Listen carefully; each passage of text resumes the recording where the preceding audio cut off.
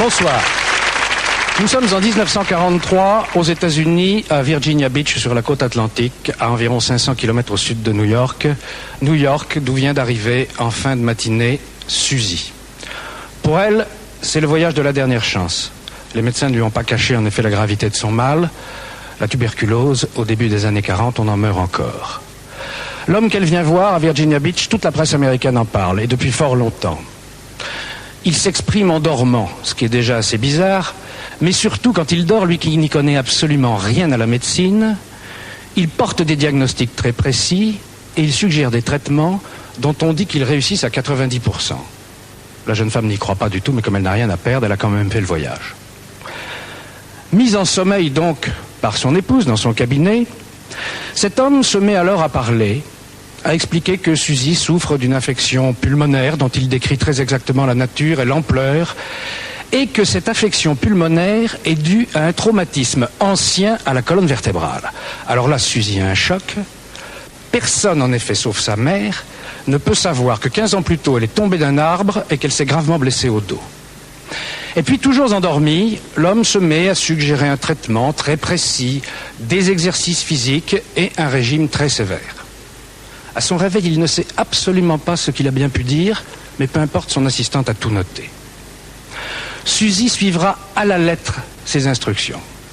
3 mois plus tard, son médecin traitant est stupéfait, elle est complètement guérie. Cet homme d'origine modeste, sans diplôme, sans culture et que les Américains appelaient Monsieur Mystère, c'était Edgar Cayce. Edgar Cayce, mort en 1945. Mais aujourd'hui encore, ils sont très très nombreux à étudier son enseignement dans la fondation qui porte son nom. Eh bien, Mystère, ce soir, entre autres histoires extraordinaires, va vous raconter le destin hors du commun d'Edgar Cayce, le plus grand médium américain. Mais auparavant, comme d'habitude, voici en quelques images le programme de rentrée de Mystère. On l'appelle le trésor de Rommel. C'est peut-être celui du Négus, l'or de la reine de Saba, récupéré par les Allemands lors des campagnes d'Éthiopie. Après bien des péripéties, il aurait été coulé au large du Cap Corse en 1943. On le cherche encore. Anne-Marie, la révolutionnaire de 1848. Une jeune femme retrouve dans le Paris d'aujourd'hui tous les détails d'une voyance sur sa vie au siècle dernier. Un cas établi de réincarnation. Dans leur hôtel, Carmen et Pierre Tisserand connaissent le pire. Après 1 an de cauchemar, ils déménagent et les phénomènes continuent comme si les démons les avaient suivis dans leur nouvelle demeure. Il faudra à Carmen un exorcisme pour retrouver la paix. Le plus grand médium américain. Mort en 1945, Edgar Cayce. D'origine modeste et sans diplôme, il livrait des diagnostics précis et des traitements efficaces durant son sommeil. Il a guéri des milliers de ses concitoyens et en a sauvé beaucoup d'une mort certaine. Le destin exceptionnel de Marthe Robin, la stigmatisée de la Drôme, une sainte pour certains, une malade pour d'autres, toujours est-il qu'elle a vécu pendant 50 ans sans manger, ni boire, ni dormir. Il y a des mystères qui ne doivent rien au surnaturel ou à l'invisible, mais qui peuvent être tout aussi fascinants. Et c'est en général le cas des histoires de trésors. Celle que vous allez suivre maintenant constitue sans aucun doute l'un des plus grands mystères de la Deuxième Guerre mondiale. Et d'ailleurs, elle continue d'enflammer les imaginations. Voici l'histoire du trésor de Rommel. Cet homme, bavardant paisiblement avec sa femme, s'appelle Peter Flegg. Il est allemand. Sous-officier SS pendant la Seconde Guerre mondiale, il affirme depuis plus de 45 ans que le trésor de Rommel est dans les eaux corses, au large de Bastia. Je suis le seul témoin survivant. La légende du trésor de Rommel a commencé le 3 juin 1948 à Trèves. La guerre est finie depuis 3 ans. L'Allemagne est maintenant occupée par les Alliés. Trèves est dans le secteur d'occupation français. Ce matin-là, un jeune Allemand se rend au commissariat central. Ayant affirmé qu'il a de précieux renseignements à fournir aux Alliés, on le dirige vers le bureau de l'officier de police judiciaire en charge, un Alsacien nommé Jean-Paul Scherer. Oui, bonjour monsieur. Bonjour monsieur. L'inspecteur Scherer va alors entendre une étonnante confession. En 1943, la Corse occupée par l'armée allemande est sur le point d'être délivrée par les Alliés. Dans la débâcle, les SS ont coulé un trésor dans les eaux territoriales. Le jeune homme a participé à l'opération. Lui seul sait où le trésor est immergé et il propose un marché.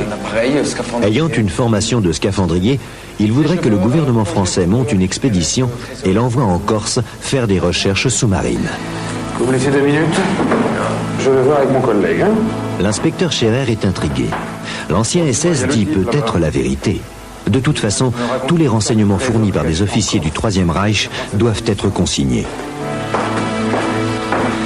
Mon collègue va prendre votre déposition. Bonjour, monsieur. Voilà. Vous allez un peu réexpliquer tout ça. Alors, on commence par le début. Nom, prénom, âge, qualité. Le jeune homme dit s'appeler Peter Flegg. En septembre 1943, l'île de Beauté vit ses dernières semaines d'occupation allemande. Les nazis sont en train de perdre la guerre. Il va leur falloir se replier sur l'Italie. Le 16 septembre, dans un monastère au-dessus de Bastia, un groupe de SS charge un trésor.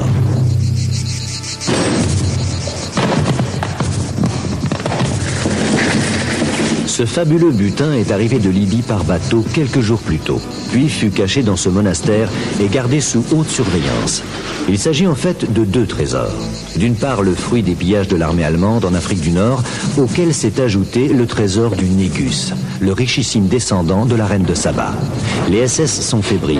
Ils ont pour mission de charger les précieuses caisses sur 2 camions et de les transporter au port dans les plus brefs délais. L'opération doit avoir lieu dans le plus grand secret. On a interdit aux moines de sortir. Il ne faut pas de témoins. Pourtant, certains moines raconteront plus tard qu'ils ont vu une partie du chargement, de l'or et des pierres précieuses. Et les précautions prises par les soldats montraient bien qu'il ne s'agissait pas d'un chargement ordinaire. La route du monastère jusqu'au port a été fermée à la circulation. Peter Flegg fait partie des 3 officiers qui sont en charge du convoi. Un tel chargement peut exciter bien des convoitises. Et les Allemands craignent une attaque des maquisards.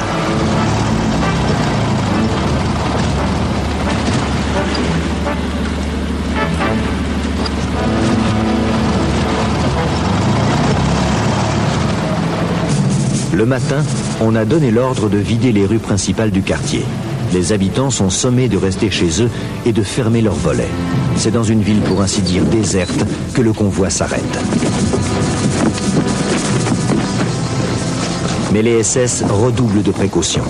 Avant de décharger les camions, ils vont s'assurer qu'il n'y aura aucun témoin indésirable.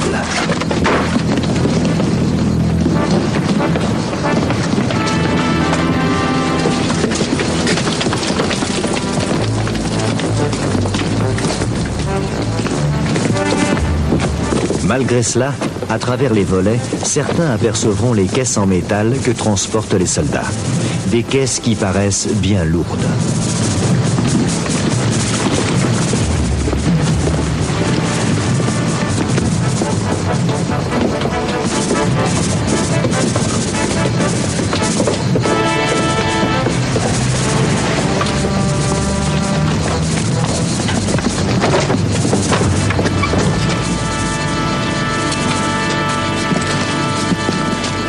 Ceux qui ont vu le chargement des caisses se demanderont longtemps ce qu'elles pouvaient bien contenir.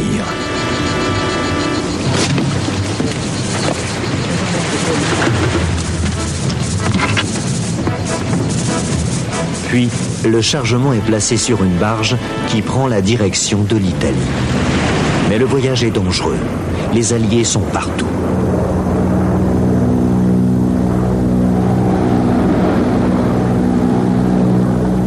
Quelque part, entre Bastia et la base de repli de la Spezia, une escadrille américaine attaque. Les Allemands décident de couler leur précieux chargement.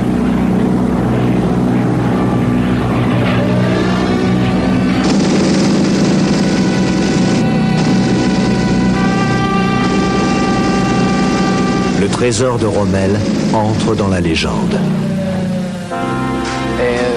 L'inspecteur Scherer est stupéfait par le récit détaillé de Peter Flegg. Se pourrait-il que l'Allemand dise la vérité? Scherer décide d'alerter ses supérieurs. Il appelle le ministère. Allô, le ministère de l'Intérieur? Le gouvernement est tout de suite intéressé. Des fonds seront débloqués. Un ingénieur, Rodolphe Lobenberg dirigera les recherches avec une entreprise spécialisée dans la récupération d'épaves. Le fonctionnaire a donc immédiatement averti le ministère des biens ennemis, je crois que ça s'appelait comme ça, qui a pris la décision de faire venir immédiatement le scaphandrier en Corse. Et c'est là où l'histoire a débuté. Donc le scaphandrier a débarqué et il m'a dit, oui, moi j'ai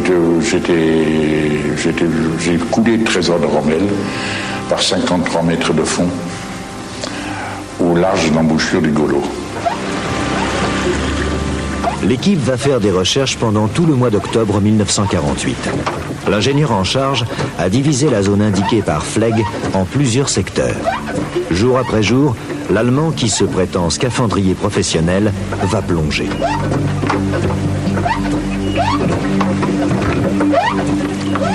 Mais c'est une déception quotidienne. Le SS revient toujours bredouille et l'ingénieur Lobenberg commence à avoir des doutes.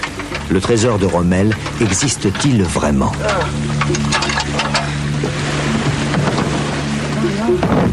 Flegg a-t-il dit tout ce qu'il savait ? A-t-il donné les vrais repères ?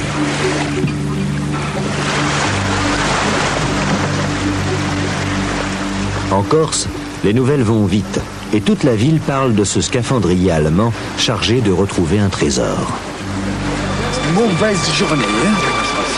Ce trésor, Lobenberg y croit de moins en moins. L'Allemand semble inexpérimenté pour un scaphandrier professionnel. Et puis, il parle trop. Ce type-là fabulait complètement. Complètement. Il n'y a rien qui ressemblait à quoi que ce soit. J'en ai toujours rendu compte. Et puis finalement, tout le monde était au courant de ce sacré trésor. Il passait ses soirées avec des filles dans les bars de Bastia. Il vendait son trésor à tout le monde. Le trésor est dans la... Les récits fabuleux de Flegg intéressent beaucoup de monde. En particulier une jeune femme qui est apparue un soir. Elle s'appelle Louisette. Elle est jolie et, chose rare, elle parle allemand couramment. Flegg est séduit. Dans la journée, il continue ses plongées. Mais maintenant, c'est à Louisette qu'il pense quand il est au fond de l'eau. S'il retrouve ce trésor, il pourra peut-être refaire sa vie avec elle. Et Flegg commence à échafauder un plan. Dès qu'il aura localisé le trésor, il prendra des points de repère et il gardera le secret. Plus tard, il reviendra le chercher sans l'équipe du ministère. Tous les soirs, il a hâte de retrouver la belle Louisette. Elle a gagné sa confiance, il est amoureux. Et puis un jour, en rentrant, Flegg annonce une grande nouvelle.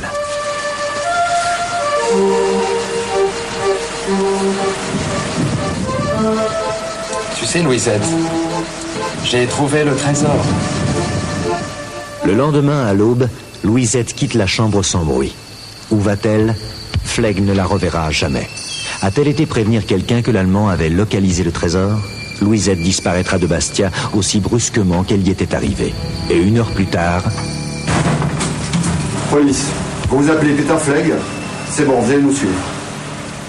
Et Peter Flegg a été incarcéré uniquement parce qu'il avait eu la faiblesse de dire « cette fois, nous y sommes, c'est là. C'est là. » À partir de ce moment-là, il devenait quelqu'un de particulièrement intéressant, il devenait une cible, c'est mon point de vue. Je l'ai toujours pensé, je continue de le penser.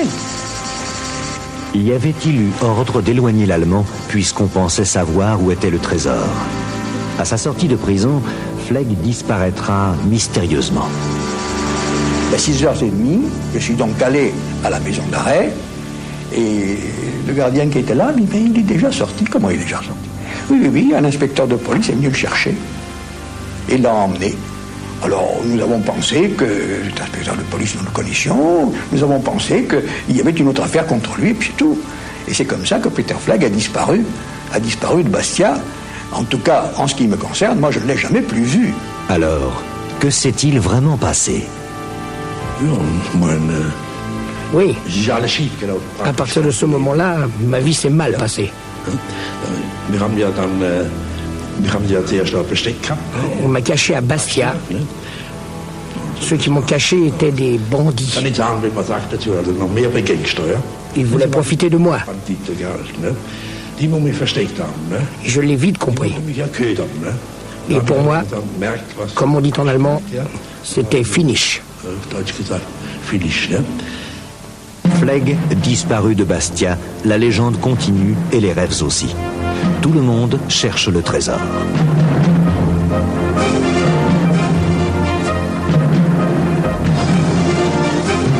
Les années passent et l'on sort de nombreuses épaves des eaux corses, quelquefois des paquebots entiers. Un journaliste anglais retrouve la piste de Flegg. Il a changé de nom et il vit en Allemagne.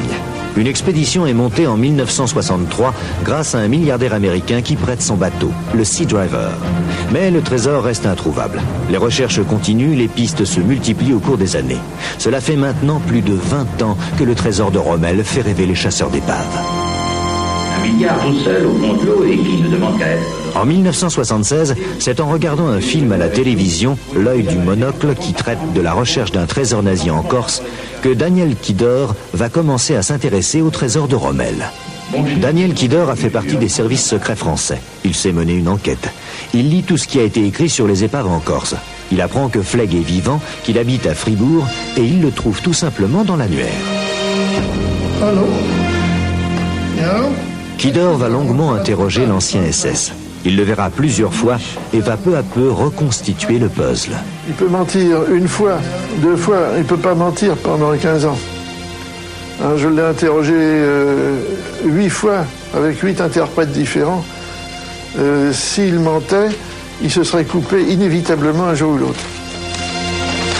Dans les explications de Flegg, il y a de nombreuses zones d'ombre. Mais Kidor est certain que l'Allemand, pendant ses plongées en 1948, a en effet repéré les caisses contenant le trésor. Pendant 10 ans, Kidor va monter plusieurs expéditions de recherche. Flegg lui avait révélé un détail important qu'il avait toujours caché auparavant. Quand il a vu les caisses, il avait remarqué qu'elles n'étaient pas loin d'une épave d'avion, un chasseur bombardier. En 1990, Kidor et son ami Michel Carrega, champion olympique de tir, repartent à la chasse.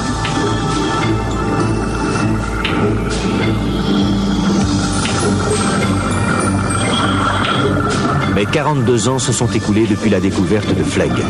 L'Allemand ne se souvient plus exactement où il avait plongé le jour où il a vu les caisses et l'avion. Pourtant, Kidor et Carrega ne se découragent pas. Jusqu'à la deuxième barrière. Ça nous fait quand même presque 7000 nautiques. Sur 7000 nautiques à ratisser, tu sais, ça fait quand même une grande surface.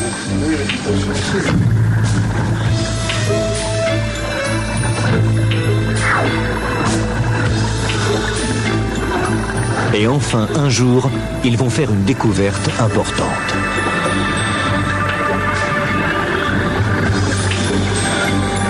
Kidor maintient que cet avion pourrait être un repère pour trouver le trésor de Rommel.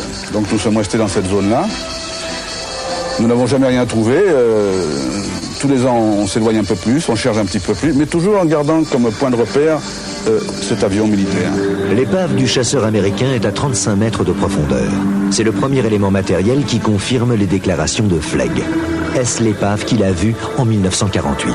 Et si c'est le cas, où sont les caisses du trésor? Chacun est libre de faire ce qu'il veut et de croire ou de ne pas croire. Maintenant, peut-être que le trésor existe, je n'en sais rien, je n'en sais rien. Ce trésor de guerre, a-t-il été véritablement immergé dans la région de Bastia? Je crois qu'on ne le saura jamais. À un certain moment, on a pu croire qu'il avait été trouvé. À certains autres moments, on s'est dit, il y a toujours la possibilité de le trouver. Et je crois que ça a fait rêver beaucoup de monde et beaucoup de générations. Je crois qu'un jour, le trésor sera retrouvé sans mon aide. Quel que soit l'endroit où se trouve le trésor aujourd'hui, ou bien s'il est encore dans ses caisses autour du camion, ou bien s'il est dans une banque suisse, eh bien, bonne chance à celui qui l'a trouvé ou qui le trouvera. Le trésor de Rommel est-il encore enfoui dans les sables au large de Bastia? Peut-être un jour trouvera-t-on enfin ce fabuleux butin d'or et de pierres précieuses.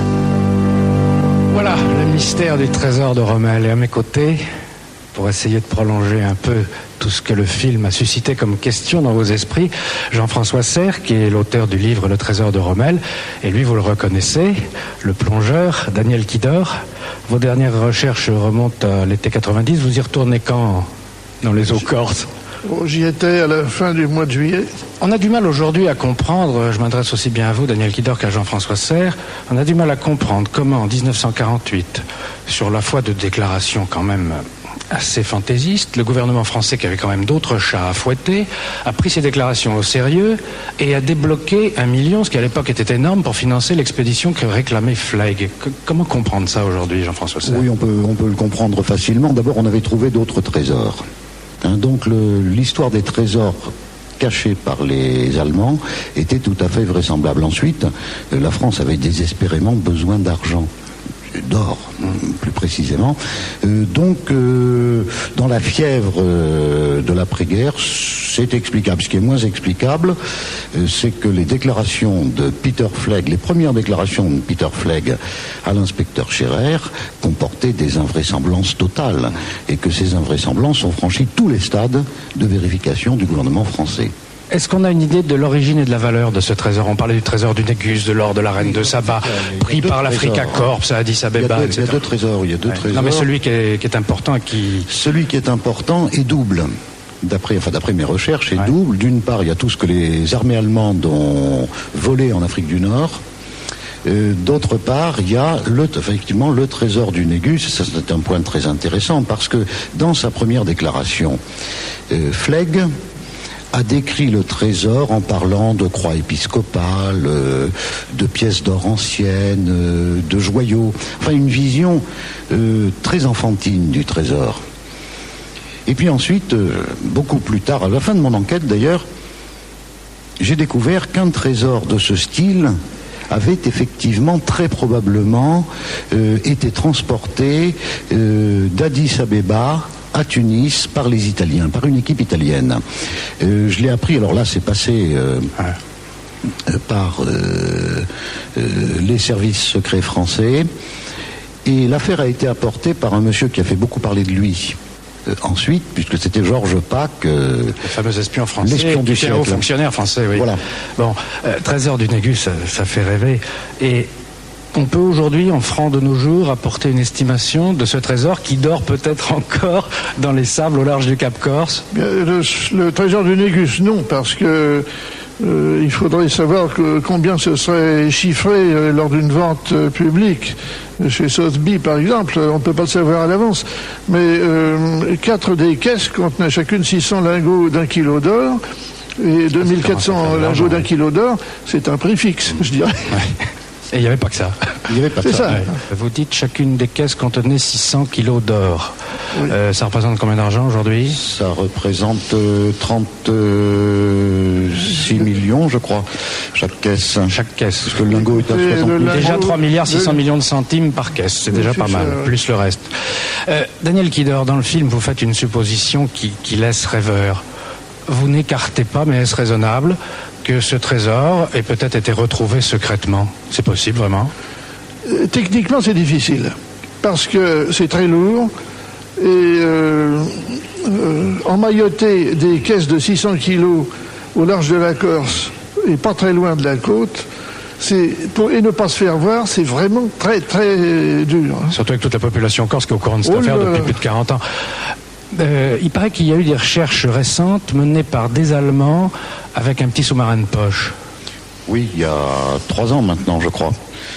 3 ans, une équipe allemande est venue, avait affrété un bateau de travail à Marseille d'ailleurs, qui comportait un sous-marin de poche. Ils sont venus sur la zone, ils ont mis leur sous-marin à l'eau, ils ont eu le temps de le mettre une fois. La deuxième fois, ils avaient la gendarmerie maritime sur le dos. Ils étaient priés de repartir instantanément. Autrement, le matériel était confisqué. Bon, alors, il est impensable qu'il ait été récupéré secrètement. Les recherches... difficiles. Officiellement, si tant est qu'il s'agisse de recherches officielles, à part vos petites plongées, Daniel Kidor, d'Estivant au mois de juillet dernier, il y en a d'autres qui sont en cours. Il y a des projets importants, avec des moyens ? Je ne sais pas. Difficile à savoir, parce que les gens ne s'en vendent pas, étant donné que de toute façon, les recherches sont interdites. Et s'ils déposaient un permis de recherche et qu'ils trouvaient quelque chose, cela irait à peu près à 100% à l'État français. Voilà, c'est la question que j'allais vous poser. Si je retrouvais ce trésor, j'ai rien pour moi. Très peu de choses. Le tribunal de commerce estimera vos frais et vous les remboursera. Bon, en tout cas, avis aux amateurs, 36 millions d'or et beaucoup d'autres choses par caisse. Combien de caisses? 4 caisses de... 6. 4 caisses. Ah oui, 6 caisses en tout, mais 4 caisses de lingots d'or. Une caisse comportant des joyaux. Alors, dans la partie du trésor ramassé en Afrique du Nord. Comme il y a certainement des plongeurs parmi les téléspectateurs de Mystère, peut-être que vous allez ce soir susciter des vocations. L'eau n'est pas encore trop froide. Nous sommes en septembre. Bonne chance à tous ceux qui voudraient aller plonger au large du Cap Cos. Et vous, Daniel Kidor, si vous continuez, eh bien, je vous souhaite de bonnes plongées. Jean-François Serre, merci. Votre livre est passionnant. Ça se lit comme un roman policier, mais c'est en plus de ça un livre historique. Bien, merci messieurs. Et puisque vous êtes des nôtres ce soir, je vous signale, et je signale à tous les téléspectateurs, qu'à la fin de cette émission, dans le journal de Marielle Fournier, il sera question d'un autre trésor qui vient d'être retrouvé en France, dans le Lot-et-Garonne. C'est le trésor des Visigoths.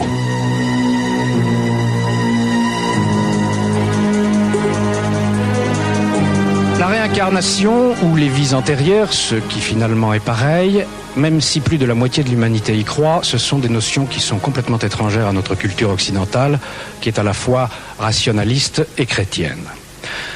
Pourtant, il arrive que chez nous, quelqu'un se découvre une vie antérieure. Et là où ça devient vraiment troublant, c'est quand on en retrouve les preuves dans sa vie présente. C'est ce qui est arrivé à Anne-Marie. L'une des questions fondamentales que se pose l'homme depuis des siècles, l'un des plus grands mystères de la création. Y a-t-il quelque chose après la mort? Des milliards de gens le croient de par le monde. Pour certains, la mort est une fin. Pour d'autres, l'âme survit au corps, et pour d'autres encore, l'âme s'incarne de corps en corps jusqu'à ce qu'elle ait atteint la pureté et la sagesse. C'est le mystère de la réincarnation. Est-il donc possible que nous ayons déjà vécu?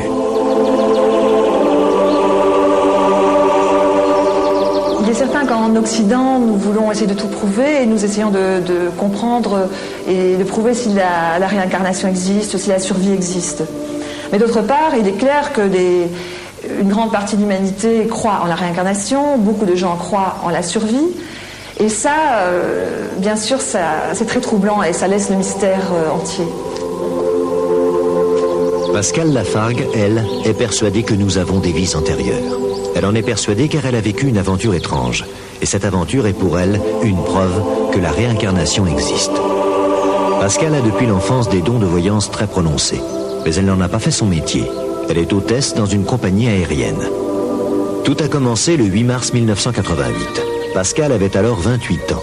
Et c'est après une journée de travail qu'elle a décidé, certains de ses collègues, à tenter avec elle une curieuse expérience. Pascale veut essayer de voir dans les vies antérieures de l'un d'entre eux. La plus sceptique du groupe, c'est Anne-Marie. Ils essaient tous de la convaincre d'être le cobaye de la séance. C'était plutôt par curiosité au départ. Parce qu'on en avait discuté, parce que ça m'intéressait. Et la manière dont elle en parlait m'a poussé à en savoir peut-être un peu plus. Tout en étant très critique et en y croyant, disons, je n'y croyais que, disons, 2%. Alors on va commencer. Anne-Marie a donc essayé de se prêter au jeu. Et Pascale va commencer la séance. Elle va essayer de se concentrer sur Anne-Marie. On va se concentrer donc tous sur Anne-Marie. Voilà, vous allez poser vos mains aussi également, tous. Hein, et on fait le vide pendant quelques secondes et on se concentre. Autour de la table, avec Pascale et Anne-Marie, il y a Louisa et Jean-Paul. L'intérêt, c'est d'essayer de démontrer, pas scientifiquement puisqu'on ne peut pas actuellement, mais de démontrer avec des preuves tangibles que ce que l'on voyait ou l'on pouvait voir pouvait être vérifié, et ça le plus près possible, quoi. Anne-Marie n'y croyant pas, c'était un très bon sujet, puisqu'au départ, elle n'allait pas dire amen à tout ce que nous lui disions. On va se lâcher les mains maintenant, hein. Je vais me concentrer. Le contact est pris. Pascale va maintenant se concentrer seule. Louisa et Jean-Paul sont prêts à noter tout ce qu'elle va dire au cours de sa voyance. Et Anne-Marie ne peut s'empêcher d'avoir un peu peur. C'est alors que Pascale va les faire basculer dans le passé. Je suis dans une rue pavée, montante. On me donne 2 noms. Bourré, Labouré. Je vois une porte cochère en bois, avec une petite cour à l'intérieur. 3 petits immeubles en forme de U.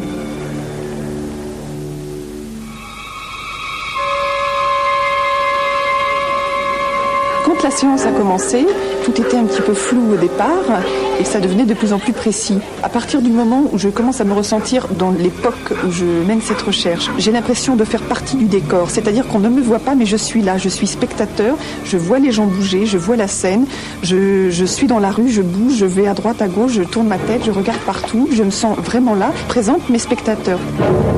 Pascal voit aussi une femme dans une boutique.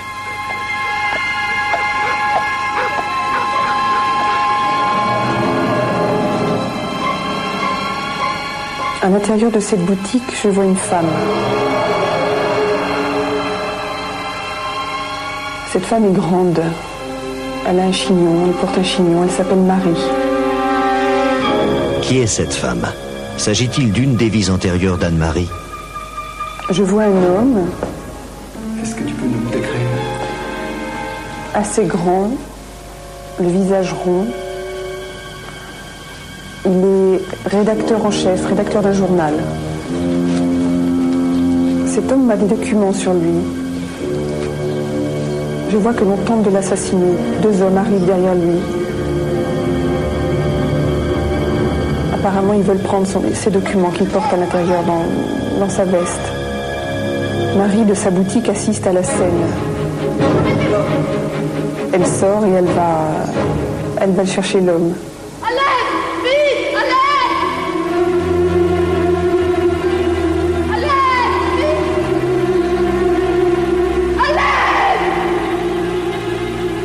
C'était sidérant. En fin de compte, ce qui avait sidéré, je pense, mes amis à ce moment-là, c'était cette profusion de détails, de lieux, d'endroits, de détails. Alors ça, d'ailleurs, mes amis m'ont demandé, mais comment tu fais, d'où tu sors tout ça, en fait?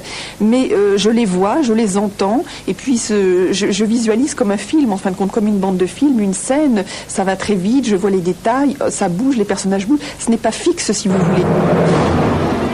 Pascal voit que Marie a participé à la Révolution de 1848. C'est en hommage aux révolutionnaires qui sont mortes en 1789 qu'elle arbore le bonnet phrygien pour mener son combat. Je la vois un peu jouer un rôle ambigu au niveau de son comportement. Quelqu'un qui connaît des gens très haut placés au gouvernement. On me donne un Marie-François, Marie-Francis. Je ne saurais pas en dire plus sur ce nom, c'est très flou.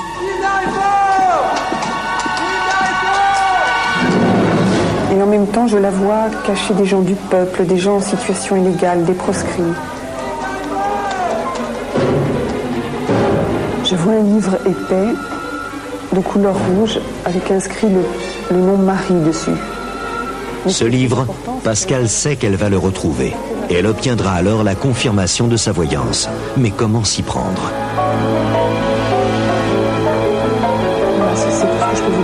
Anne-Marie, de son côté, est sidérée par la précision du récit de Pascal. Pascal m'avait donné suffisamment de détails, de lieux, descriptions de bâtiments, de couleurs, des noms. Le fait que tous ces détails étaient très liés les uns aux autres, j'avais passé le niveau de l'étonnement. Je veux dire, j'étais étonnée au départ, certes, mais ensuite troublée, et ensuite, disons, à moitié convaincue. Une fois la séance terminée, le premier réflexe est évidemment de demander à Anne-Marie si tout cela lui évoque quelque chose. Écoute, le seul truc auquel je pense, c'est que dans mon quartier, effectivement, il y a une rue Bourret, mais je sais pas si ça peut servir, ça. Une rue Bourret? Oui. Tu sais, c'est le nom que tu avais cité. Mais oui, c'est le nom que j'ai cité au début de la voyance. C'est pour ça que je te le dis, mais je sais pas s'il y a un rapport. Bien sûr, ça va être une piste. Là, je me suis dit, mais c'est super, ça y est, on est sur la voie, on est les Sherlock Holmes, cela. Et ce qui est bien, c'est qu'on est tous investis en fin de compte, même si on n'a pas vu en détail, c'est un travail d'équipe, donc on est tous concernés. Donc ce qu'elle a vu, c'est notre travail. Et ça, c'est important, se sentir solidaire en fin de compte. Malheureusement, Jean-Paul n'a pas pu se rendre au rendez-vous suivant. Mais dès le lendemain, les 3 jeunes femmes se précipitent rue Bourret, qui, renseignement pris, se trouve dans le 19e arrondissement à Paris. Elles espèrent bien y trouver la fameuse boutique. Une fois sur place, nos 3 détectives sont un peu désemparés. Tout est si différent de ce qu'a décrit Pascal dans sa voyance. Pourtant, une chose concorde. La rue est pavée et montante. Et soudain... Oh, Anne-Marie, regarde la boutique. j'ai à ce moment-là réalisé que tout ce qu'elle m'avait donné au cours de cette séance était là sous mes yeux. Donc il est bien évident que quand on arrive à ce point d'étonnement, où on a dépassé ce point d'étonnement, on a envie d'en savoir plus. Je veux dire, c'est absolument impossible de ne pas s'engager plus à fond dans cette histoire. Pascal, Louisa et Anne-Marie entrent immédiatement dans la boutique. Et là, elles sont stupéfaites, car des piles et des piles de vieux livres s'entassent. Or, ne viennent-elles pas chercher un livre ancien dans cette boutique? La coïncidence est plus que troublante. Et tandis qu'Anne-Marie se renseigne sur les livres concernant la Révolution de 48, Pascal et Louisa commencent à chercher fébrilement le fameux livre rouge. Il n'était pas évident au départ dans cette boutique que nous allions trouver ce livre. Là, notamment, il y en avait des tas dans tous les sens. À droite, à gauche, en haut, sur des étagères, il y en avait vraiment partout. J'ai décidé à ce moment-là d'insister parce que je me suis dit on n'a pas reconstitué tout un décor, cette boutique, cette rue, etc. pour ne pas trouver ce livre. Alors bien sûr c'était peut-être un peu prétentieux, mais j'étais tellement confiante en moi pour avoir retracé tout ça qu'il fallait qu'on trouve ce livre.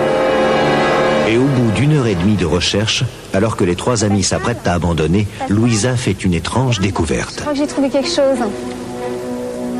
Tiens, viens voir. Viens voir. Elle est là, ta révolutionnaire. Elle montre à Pascal et Anne-Marie une gravure représentant une révolutionnaire. Le livre est rouge.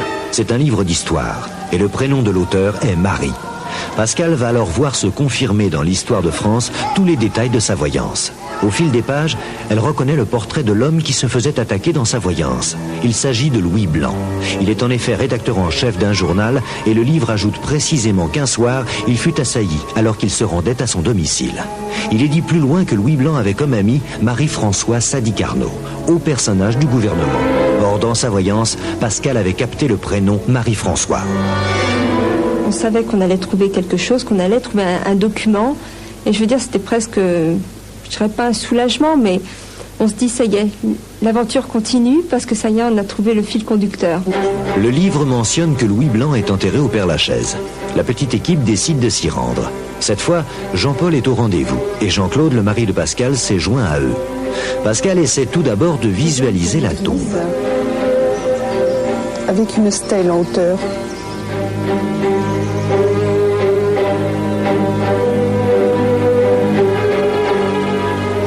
Sur cette stèle, il y a inscrit le nom Louis Blanc.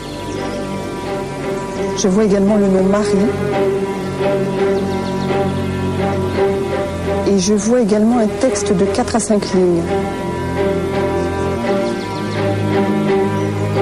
Pascal a vu que Marie était enterrée avec Louis Blanc, car après qu'elle l'ait sauvé de ses agresseurs, ils ne se sont plus quittés. Pressé de vérifier, il s'engage dans les allées du cimetière. Mais le Père-Lachaise est un vrai labyrinthe et malgré le plan, ils ont du mal à trouver la tombe. Mais un événement très étrange va soudain les alerter. J'ai mal à la tête là. Qu'est-ce qui t'arrive? J'ai mal à la tête. Attends. Tu as l'habitude d'avoir mal à la tête comme ça? Pas du tout. J'ai eu des maux de tête absolument très forts et très persistants.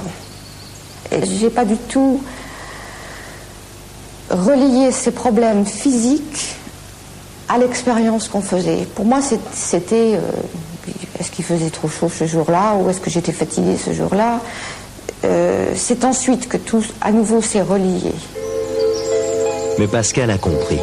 Pour elle, les maux de tête d'Anne-Marie ne sont pas innocents. Ils sont certainement dus au fait que, sans le savoir, Anne-Marie est sans doute près de la tombe où est enterré le corps qu'elle incarnait autrefois. Et en effet, quelques mètres plus loin... Venez voir, j'ai trouvé la tombe.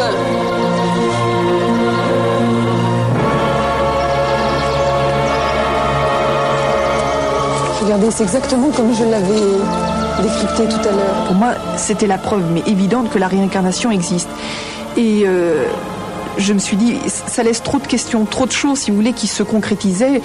Toutes les pièces du puzzle, comme ça, s'emboîtaient les unes aux autres. Il y avait trop de preuves, trop de choses qui coïncidaient, qui collaient. Si vous voulez, je crois que je n'aurais pas mené une recherche comme ça, avec tant de détails, tant de précision. Je pense que peut-être j'aurais abandonné l'idée ou je n'y aurais pas cru. Mais là, c'était trop de choses qui correspondaient. Tout le monde est stupéfait. Anne-Marie est bouleversée. Tous les détails énoncés par Pascal dans sa voyance ont été vérifiés. Et la preuve est là, devant eux. Est-il possible qu'elle, Anne-Marie Blanc, ait été cette révolutionnaire qui s'appelait Marie?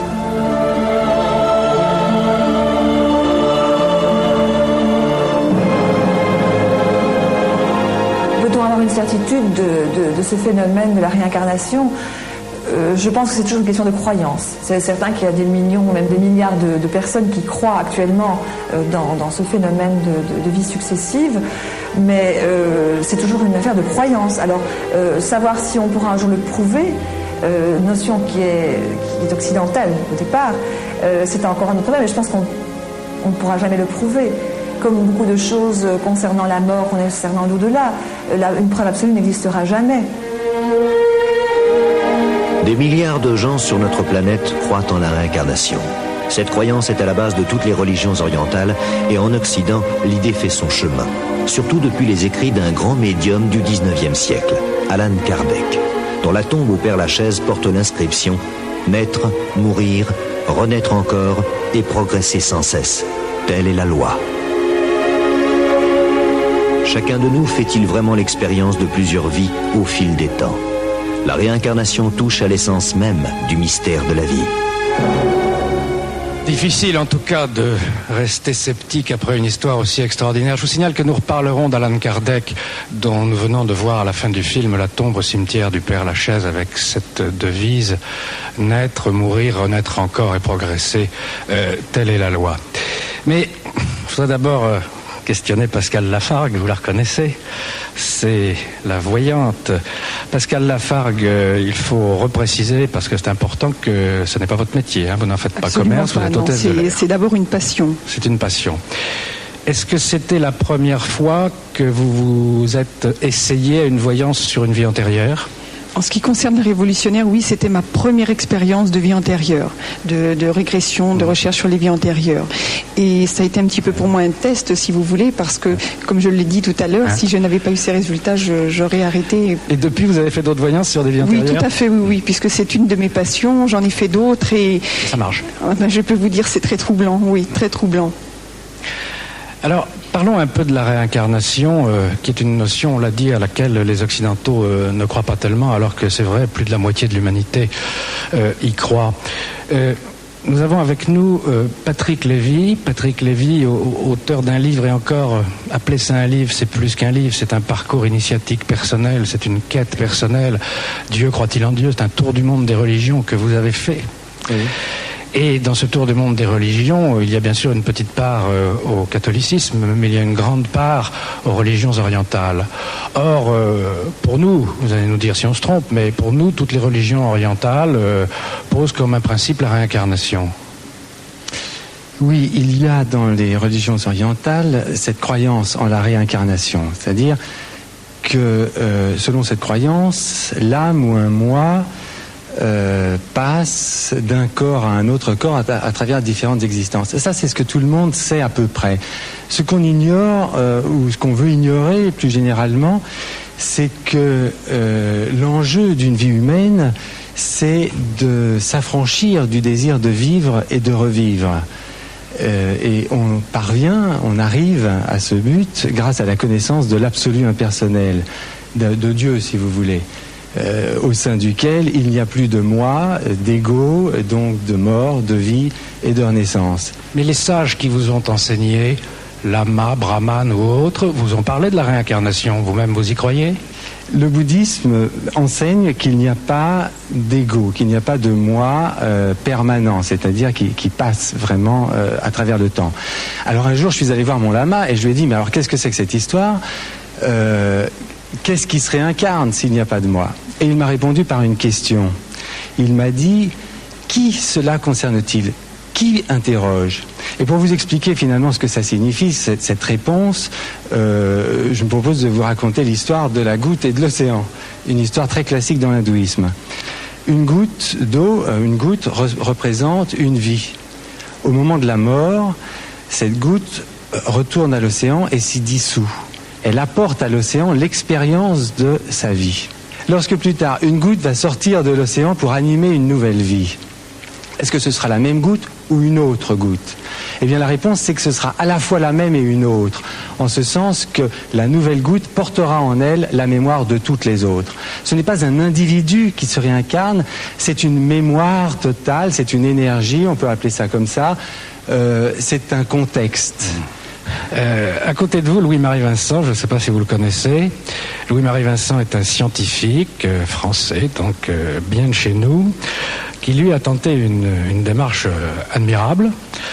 Il s'est posé la question dans son livre « Peut-on croire à la résurrection ?» mais nous verrons, il nous l'expliquera comment on peut l'appliquer à la réincarnation.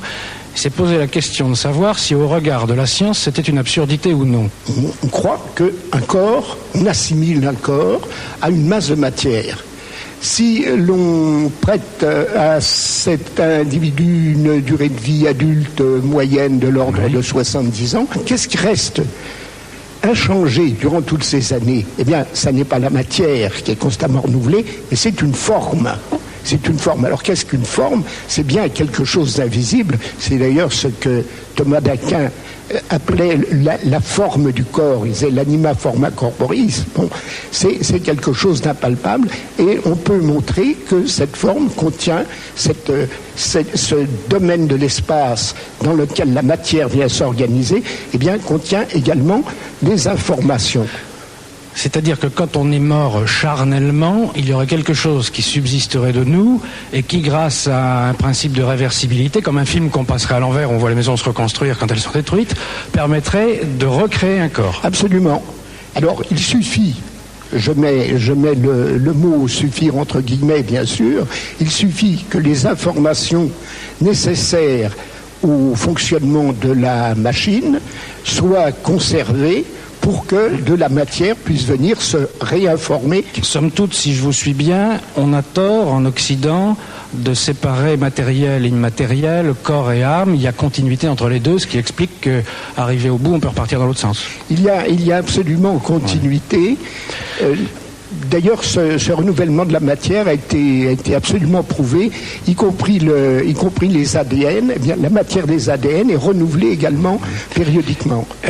Éric Pégani, il se trouve qu'Alan Kardec, qui, en dépit de son nom, qui est un nom d'emprunt, et qui est bien français, bien de chez nous, puisqu'il est né à Lyon, était l'un des plus ardents défenseurs de la réincarnation.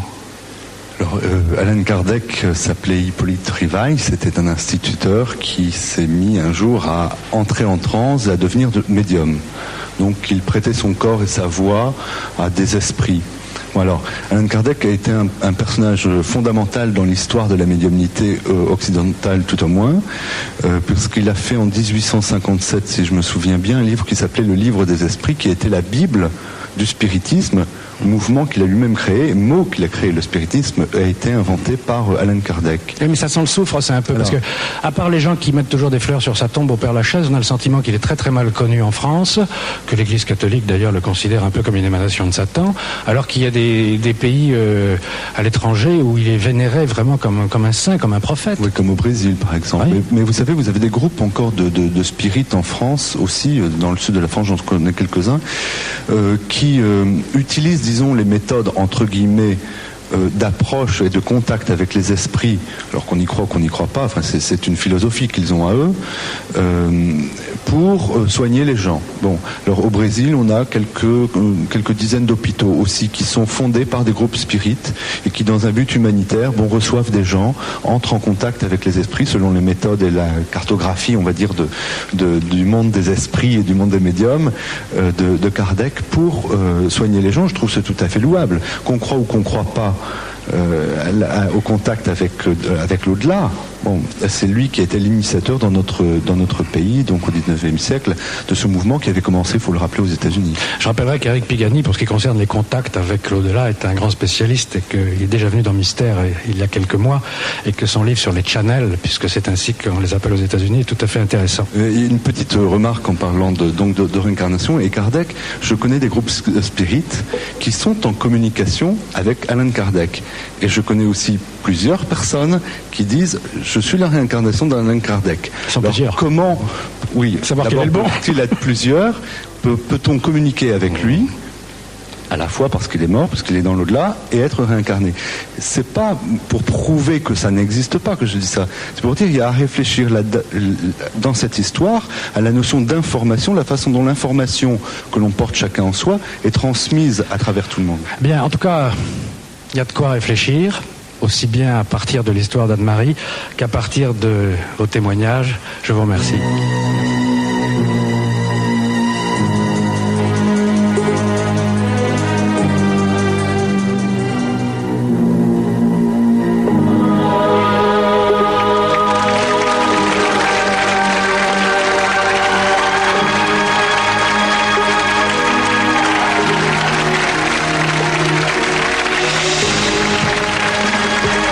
Savez-vous que le nombre des prêtres exorcistes en France a été multiplié par 10 au cours des 20 dernières années?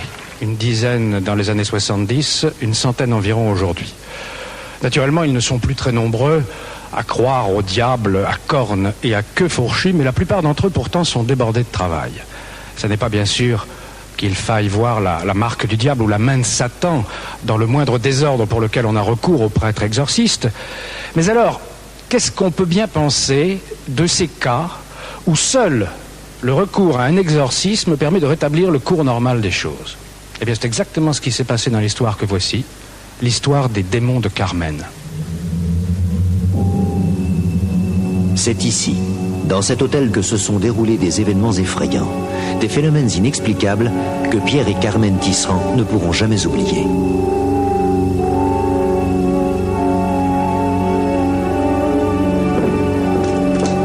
Et pourtant, quand les Tisserand ont acheté l'auberge en 1986, ils réalisaient enfin leur rêve de toujours. Les clients sont de plus en plus nombreux et l'hôtel acquiert vite une très bonne réputation. Excusez-moi. La chambre 106. La 106.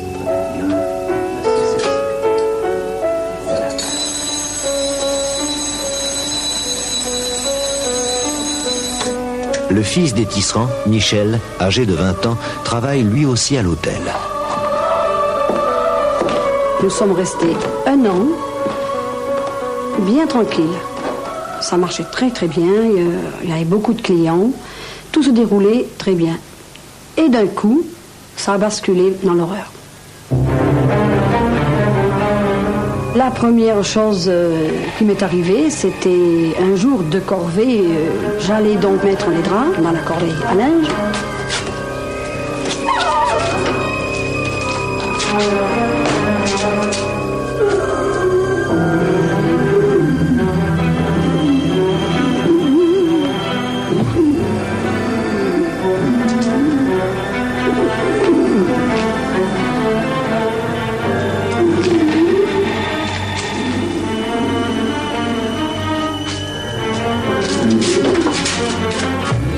Et j'entends vraiment une grande respiration sortir de cette corbeille. Alors là, ça a été... je suis restée sans pouvoir dire un mot. J'ai eu tellement peur que je suis montée réveiller mon mari. Je lui ai dit, descends. J'ai entendu une grande respiration dans la corbeille. Je crois que je deviens folle. Tu vois, il n'y a rien. Dans ma tête à moi, je me suis dit, il y a quelque chose qui se met en route et que je n'arrive pas à saisir. Oui, bonsoir. À partir de ce jour-là, les phénomènes étranges se sont succédés à l'hôtel. Des clients commencent à se plaindre que les lampes s'éteignent et s'allument toutes seules dans leur chambre. Les compteurs d'eau et d'électricité se mettent à tourner à toute vitesse sans raison. Il y a encore de nombreux clients, mais Pierre et Carmen sont inquiets. Que se passe-t-il? La plupart du temps, c'est la nuit que les choses étranges se déroulent.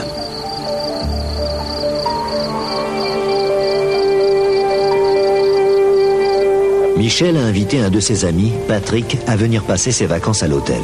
Mais depuis quelque temps, l'atmosphère est bien pesante et les deux jeunes gens s'endorment très tard. Il est 3 heures du matin. Tout le monde est enfin assoupi dans l'hôtel. Mais rien n'est vraiment paisible ici.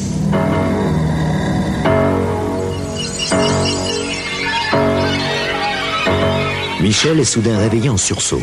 Il a l'étrange sensation que quelqu'un l'observe.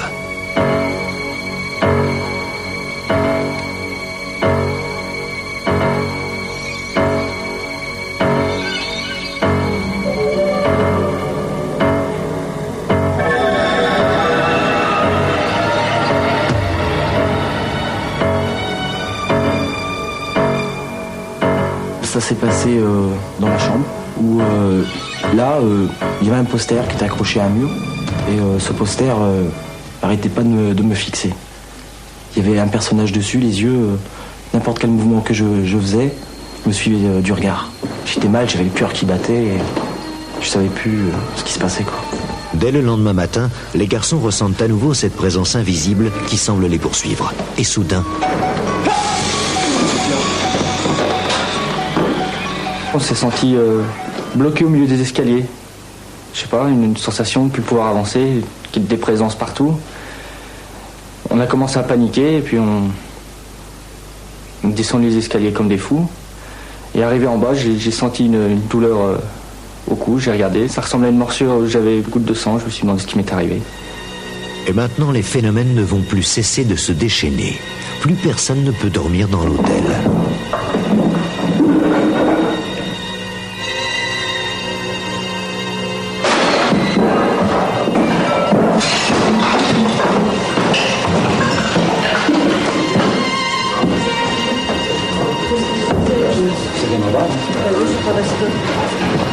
De toute évidence, on est en train de tout casser au rez-de-chaussée. Il n'y a rien, j'ai rien vu. On s'est tous levés et on a fait tout l'hôtel, hein. Tout. Absolument, il n'y avait rien qui avait bougé, absolument pas. Et à partir de ce jour-là, nous avons commencé vraiment à perdre la clientèle. Les gens avaient peur. Dès qu'ils montaient dans les chambres, ils redescendaient 10 minutes, un quart d'heure après, leur valise à la main en disant « on a oublié quelque chose, on reviendra ». Et ils ne revenaient plus. Dans le village, on dit que l'hôtel est hanté. On se souvient que l'ancien propriétaire s'y est suicidé. Les forces invisibles semblent être maîtres des lieux.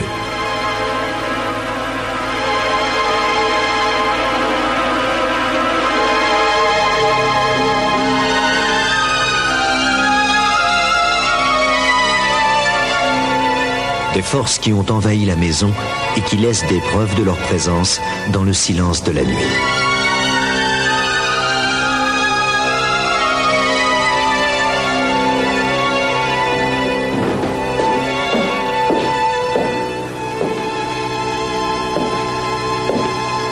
J'ai vu des empreintes de pas sur toutes les tables de mon restaurant.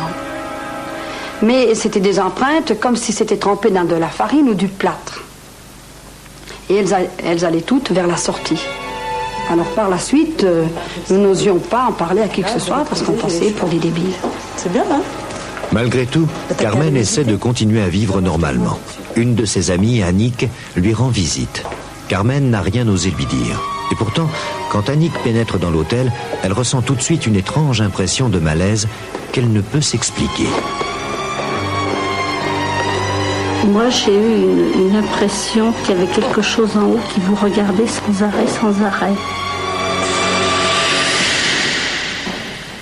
Comme si quelqu'un vous soufflait dans le dos, comme une présence constante dans le dos, quelqu'un qui vous suivait pas à pas partout où vous alliez. Et ça, je ne l'avais jamais ressenti auparavant et vraiment, ça faisait peur. Cette présence malveillante semble toujours rôder dans l'escalier.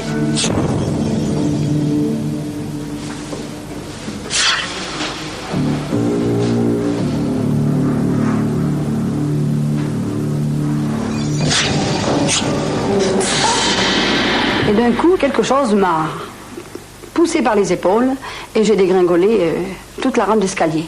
Je me suis relevée, je n'avais rien, mais j'ai eu vraiment peur. Puis, une nuit, Michel et Patrick vont être les témoins d'une mystérieuse apparition. On a vu une ombre au-dessus des haies, elle flottait un peu. On a commencé à la suivre et puis bon, on ne pouvait pas distinguer de visage ni de forme réellement, on voyait juste un buste avec une tête. Par moments, elle s'arrêtait plusieurs fois, bon. Après, elle a disparu dans le bois. Je me suis vraiment posé des questions, je me demandais vraiment ce qui arrivait. Je me suis dit, est-ce que c'est hanté? Est-ce qu'on est tous fous? Est-ce que c'est de la sorcellerie? Et pourtant, les tisserands ont décidé de tenir bon. Et ils arrivent encore à vivre des moments de sérénité. Mais ils vont faire une découverte terrifiante.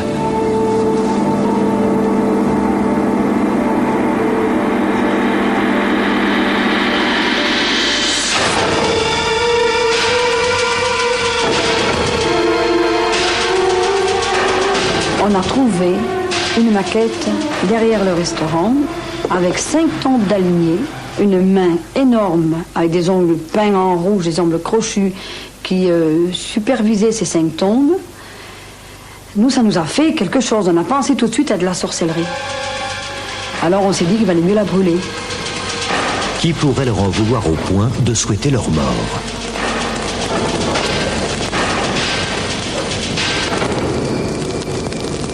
Ils ont été victimes de la haine de personnes qui ont cherché à leur nuire, qui ont déposé cet objet de sorcellerie. Il faut quand même avoir une haine quand même importante pour en venir à déposer un objet de sorcellerie, parce que cette maquette, il a quand même fallu la fabriquer. Donc ils ont été victimes, à mon avis, de la haine qu'ils ont ressentie, et puis cette haine s'est transformée pour eux en peur, en angoisse, et je crois que tout cela est mêlé.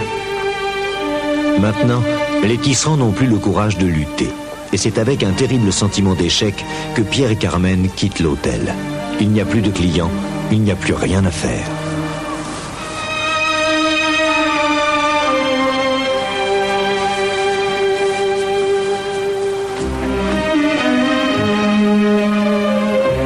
Les tisserands ont tout de même réussi à vendre l'hôtel.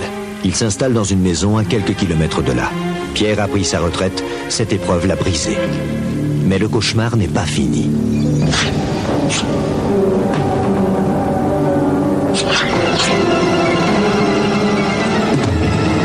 J'ai pas eu le temps de me retourner, j'ai ramassé le transistor en pleine tête, par derrière. Il est descendu et il était tout tremblant. Hein. Il a dit ça, la mère, quelque chose s'est passé, ça a suivi jusqu'ici, ça va recommencer. Mais non, j'ai dit, il faut te calmer quand même, on est tranquille là, ça va s'arrêter. Et puis, quelques jours après... Les tisserands refusent de croire que les forces maléfiques les ont suivis jusqu'ici. Et ce soir-là, ils ont invité des amis à dîner.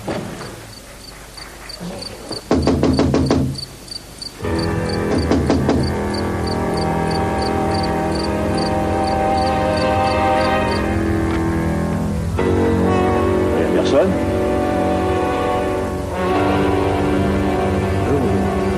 Carmen est inquiète. Le phénomène recommence. Pierre, lui, n'est pas perturbé. Il est sûr qu'on voulait les chasser de l'hôtel. Ici, tout ira bien.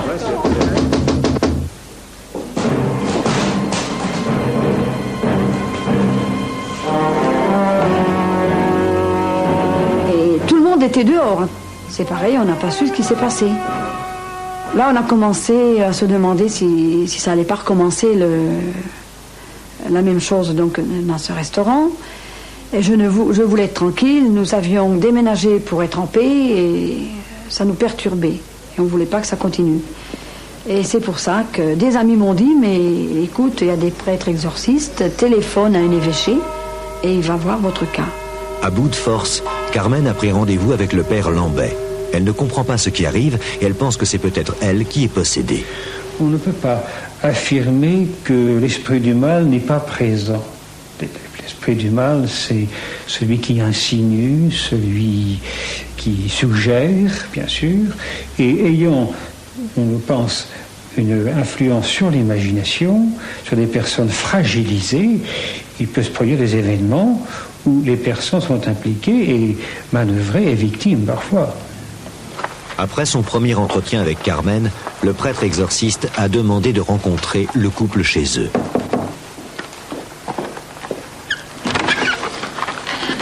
Bonsoir. Bonsoir, mon père. Bonsoir. Entrez, je vous en prie.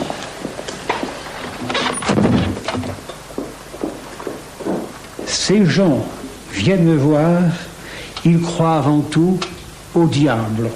Parce que leur démarche est simple à expliquer. Qu'est-ce qui s'est passé ? Ces gens sont croyants, mais ils sont un peu manichéens. Manichéen, ça veut dire il y a le bon Dieu d'un côté et le diable de l'autre. Égalité. Je représente pour cette personne quelqu'un. Peut-être qu'il y a un pouvoir, et j'essaye de démythifier le pouvoir de l'exorcisme. D'abord de parler avec elle, de l'écouter, et peu à peu de la responsabiliser. Parce que, pourquoi les gens viennent nous voir ?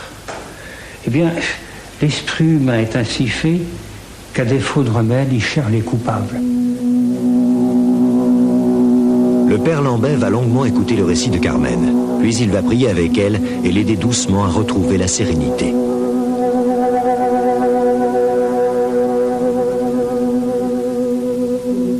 Nous terminons toujours par les prières liturgiques du rituel d'exorcisme avec la prière de délivrance. La prière de délivrance est une prière très humaine, elle n'est pas très longue.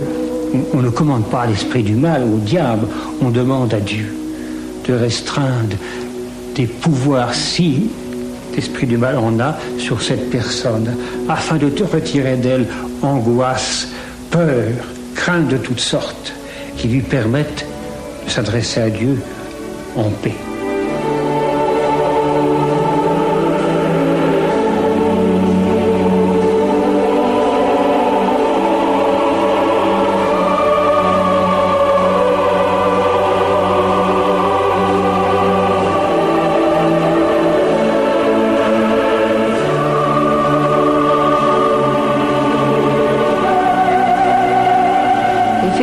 Quelques jours après, ça a été tout terminé.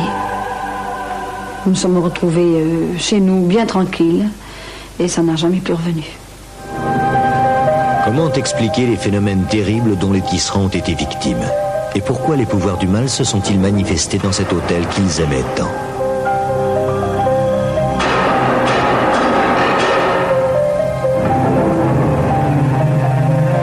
Carmen a-t-elle été possédée par le diable ou ensorcelée par la haine des hommes?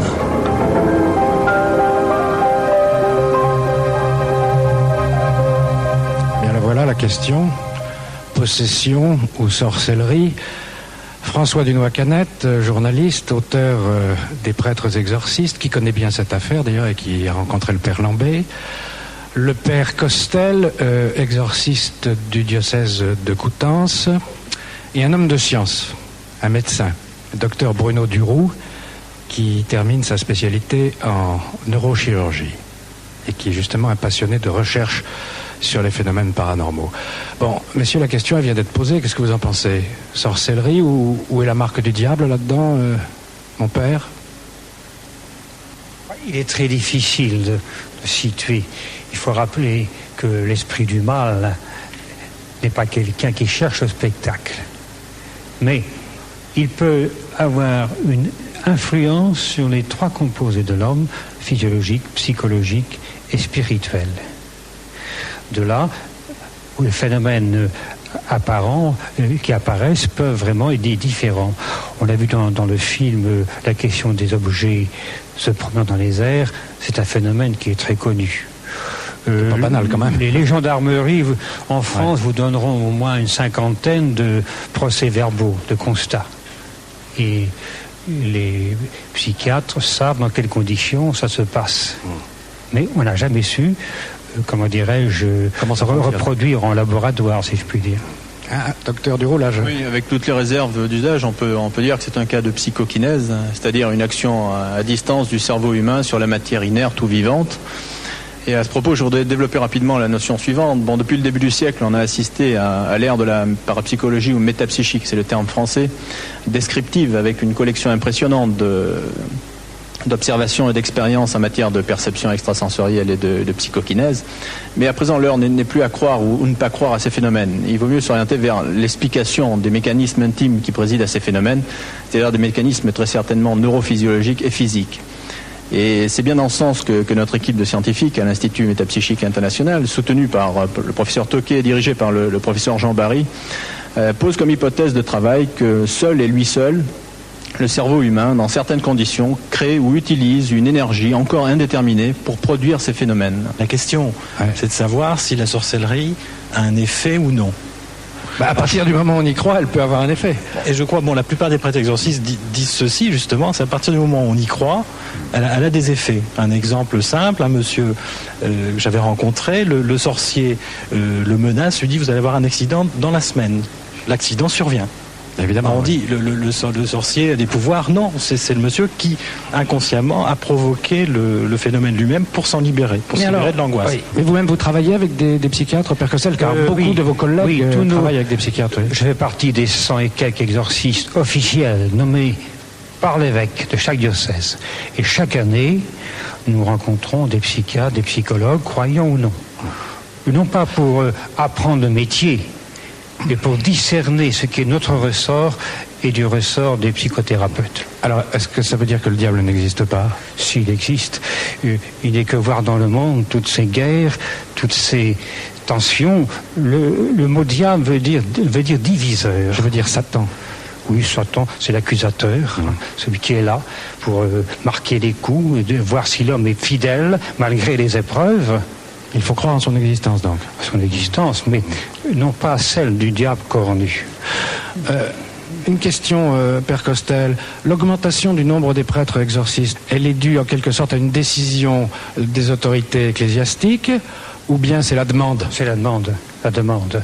J'ai connu dans ma jeune prêtre l'exorciste de Coutan. C'était un vieux chanoine, très bon, et qui avait la visite de quelqu'un tous les 6 mois, qui avait des problèmes. Alors que maintenant, dans chaque diocèse, il faudra non seulement 1, mais 2 exorcistes. Combien en pratique d'exorcisme par an en France? Alors, je n'accepte pas l'expression d'exorcisme, parce que je répète que les centres exorcistes qui accueillent. Moi, je vous dis, près de 600 en l'espace de 5 ans et demi. 600 personnes sont venues vous voir de tous les 5 ans. Il y a une centaine d'exorcistes en France. On peut donc penser que tous les ans, plusieurs milliers de personnes vont voir le prêtre exorciste pour une raison qui n'est pas forcément une raison diabolique ou satanique. C'est formidable de vous voir là côte à côte tous les deux, parce que, je le disais, en 20 ans, le nombre de prêtres exorcistes est multiplié par 10. On est passé d'une dizaine à une centaine. Et dans le même temps, des hommes comme Bruno Duroux cherchaient, grâce aux moyens de la science, à percer les mystères de ce que l'on appelle le paranormal. Et ils ont maintenant la certitude que finalement c'est du normal qu'on n'a pas encore expliqué. Dans la même période de temps, c'est assez extraordinaire de voir cette contradiction.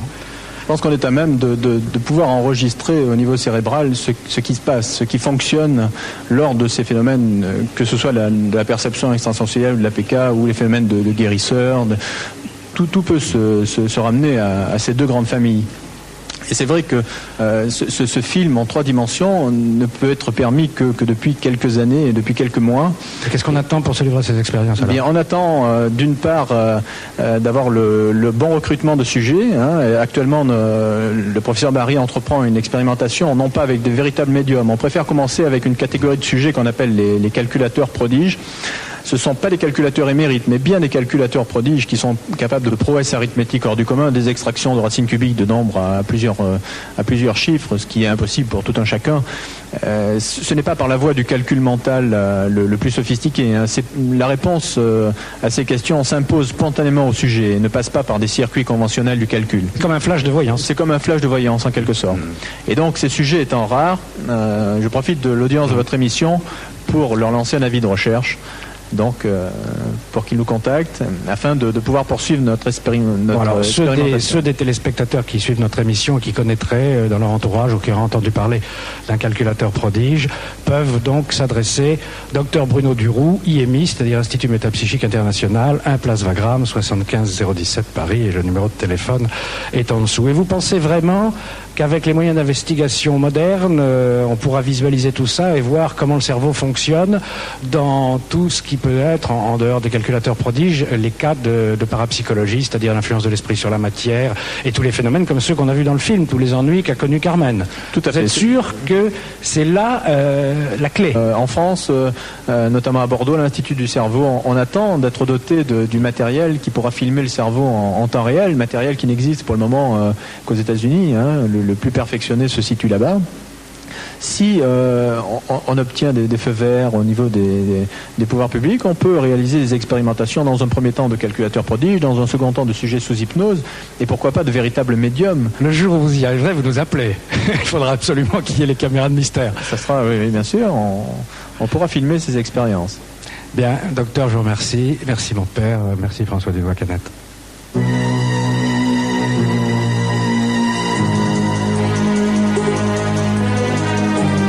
Les Américains l'appelaient Monsieur Mystère. Il est toujours considéré comme le plus grand médium des États-Unis. Et 40 ans après sa mort, on le consulte encore. Il s'agit d'Edgar Cayce. Les diagnostics ont été recueillis par écrit. Même après la mort de Cayce en 1945, des milliers de malades ont continué à suivre ses traitements et affirment avoir été... Comment expliquer la vie étonnante de cet homme? Certains le considèrent comme un charlatan, d'autres comme un prophète. La communauté médicale refuse de cautionner ces diagnostics et ces traitements. Et pourtant, des milliers de malades dans le monde continuent de faire confiance aux dons mystérieux d'Edgar Cayce. Étonnant personnage, donc les Américains l'appelaient Monsieur Mystère et il passe donc pour être le plus grand médium américain. Alors pour en savoir plus sur Edgar Cayce, la grande spécialiste française, Dorothée Coquelin-Bismont, qui a beaucoup publié d'ailleurs sur Edgar Cayce chez Robert Laffont. Voilà, la première question que pose ce film, et je ne sais pas si Edgar Cayce s'en est expliqué lui-même, mais où est-ce qu'il allait chercher tout ça quand il dormait? Il disait qu'il avait accès au dossier akashique, c'est-à-dire qu'il se décrivait comme ayant accès lui-même au dossier, aux enregistrements. Vous savez que, en principe, tout ce qui existe, tout ce qui se produit, tout ce qui se fait est enregistré quelque part dans l'invisible. C'est ce que les Indiens appellent les dossiers akashiques, et Cayce disait, eh bien, je vais consulter les dossiers pour tel cas et telle personne, et j'en rapporte les informations. Il y était pour rien, lui. Ce qu'il disait n'émanait pas de lui. C'était un dédoublement complet. Parce qu'à l'état normal, c'était un brave type tout à fait normal et tout à fait gentil, sans tellement spécialement de pouvoir. Enfin, un brave Américain du Sud, tout à fait bon père de famille. Et à l'état endormi en transe, alors c'était tout autre chose, avec une voix différente, un vocabulaire différent, des expressions différentes. Et sa famille était souvent très impressionnée. Il était habité, quoi. Ah, tout à fait. Combien de lectures, entre guillemets, a-t-il fait durant toute sa vie? Alors, on pense qu'il y en a plus de 12 000. Il y en a qu'on n'a pas retrouvé, mais il y a plus de 12 000 lectures, et c'est curieux parce que ce mot lecture ne voulait rien dire, parce que pas plus en américain qu'en français, lectures. Et alors on le dit, mais enfin, pourquoi est-ce que vous appelez ces consultations médiumniques, ces voyances, pourquoi est-ce que vous les appelez des lectures? Et il a dit, mais c'est parce que je lis les dossiers akashiques. On lui donnait un dossier, il le lisait. Oui. Les médecins qui se réclament de lui aujourd'hui ou qui utilisent ces méthodes, mais il y en a beaucoup, vous savez. Non, mais ça veut dire quoi? Je veux dire, on comprend pas bien. Alors, ça veut dire qu'ils vont dans cette bibliothèque qu'on a vue dans le film à un moment, puis qu'ils cherchent un diagnostic équivalent. J'ai vu, à la Fondation Edgar Cayce, dont vous avez vu un des bâtiments, il y a une immense bibliothèque dans laquelle j'ai travaillé pendant 3 ans, et j'ai vu là des médecins qui venaient des États-Unis tout entier, et même, je peux dire, du monde tout entier, et qui étudiaient cas par cas les prescriptions de Cayce pour chaque patient. Mais il y a des médecins français qui ont recours aux lectures de Cayce. Il n'aime pas beaucoup le dire, mais il y en a beaucoup qui font appel et qui s'en inspirent. Et qui y croient et qui les étudient. Oui, j'en connais personnellement, bien sûr. Et qui parviennent à des résultats. Ah oui, tout à fait, et qui sont très contents. Mais ils s'en cachent. Pardon? Ils s'en cachent, j'imagine. C'est difficile pour eux de le dire. Bon, ils me le disent, mais c'est difficile de s'en vanter parce qu'ils risqueraient d'avoir des ennuis. Mais aux États-Unis, il y a tout un groupe de médecins qui travaillent suivant les méthodes d'Edgar Cayce. Et il y a des chercheurs, des universitaires, des scientifiques. Et il y avait même une clinique qui avait existé à Phoenix, en Arizona, où on soignait, suivant les méthodes d'Edgar Cayce, des médecins, avec beaucoup de succès. Et en France, il y en a beaucoup? En France, il y en a, j'en connais beaucoup, mais c'est très discret. Un aperçu rapide des autres talents, car ils étaient nombreux, d'Edgar Cayce. Les prophéties. Citez-nous une prophétie vérifiée. Par exemple, il avait annoncé l'assassinat de Kennedy. Il avait dit, vous allez voir arriver le 2e président des États-Unis qui va être assassiné en cours de fonction à cause du règne de la pègre. Et quand il a dit ça, personne n'a compris. Et quand Kennedy a été assassiné, on a relu la lecture, on s'est dit, mais c'est ça, avec des tas de détails. Et puis, il avait annoncé la guerre du Golfe. Et moi, j'avais traduit ces prophéties, et il disait, surveillez le Golfe, il y aura la guerre du Golfe. Il avait donné une date? Non, il n'avait pas donné de date, il avait dit que ça viendrait après lui et que ça viendrait à la fin du siècle. Et quand j'ai traduit ça, moi je n'avais pas du tout compris. Et quand j'ai vu arriver la guerre du Golfe avec les manchettes de journaux qui s'étalaient partout, la guerre du Golfe, je me suis dit, mais c'est ça, il l'avait dit. En tout cas, ceux d'entre vous qui voudraient en savoir plus sur Edgar Cayce, je les renvoie à tous les livres écrits par Dorothée Coquelin-Bismont, qui est, je crois, la seule spécialiste d'Edgar Cayce en France. Oui, j'ai passé 3 ans à la Fondation Edgar Cayce et je n'ai vu personne d'autre de Français travailler sur les dossiers. Merci Dorothée Coquelin-Bismont. Merci.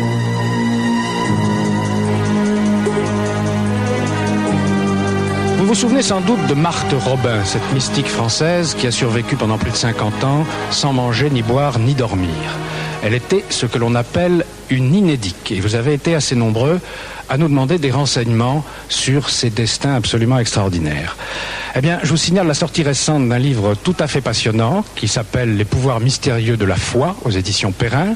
Un livre écrit par l'académicien Jean Guiton et par l'écrivain journaliste Jean-Jacques Antier. C'est une analyse et une description de tous les phénomènes extraordinaires qu'ont vécu un certain nombre de mystiques. Et dans ce livre, 29 cas d'inédits sont recensés, des cas qui ne sont pas des supercheries, qui ont été constatés par les médecins. Et naturellement, de tous ces cas d'inédits, c'est celui de Marthe Robin qui reste le plus troublant. Marthe Robin, une femme qui souleva et soulève encore des polémiques. Une femme qui passionne historiens, médecins et prêtres. Une femme qui pendant 50 ans vivra sans manger, ni boire, ni dormir, paralysée et alitée dans l'obscurité totale. On me dit, je le crois que, parce que j'avais fait une enquête, vous savez, sérieuse, qu'elle ne peut ni manger ni boire. Oui, c'est vrai qu'on lui donnait une cuillère à café, ça ressortait par les narines. Bon, pourquoi? Parce que son encéphalite avait fichu en l'air, il s'est plus de déglutition, c'est vrai qu'elle ne pouvait pas avaler. Et ses fonctions digestives étaient arrêtées. C'est ici, à Châteauneuf-de-Galore, un petit village de la Drôme, qu'est née Marthe Robin en 1902. Elle y aura une enfance heureuse mais difficile, car ses parents sont de modestes cultivateurs et la vie dans les campagnes est rude à cette époque. Jusqu'à l'adolescence, Marthe sera une enfant vive, gaie et très pieuse. Mais c'est à l'âge de 16 ans que tout bascule. Marthe est alors frappée d'un mal mystérieux.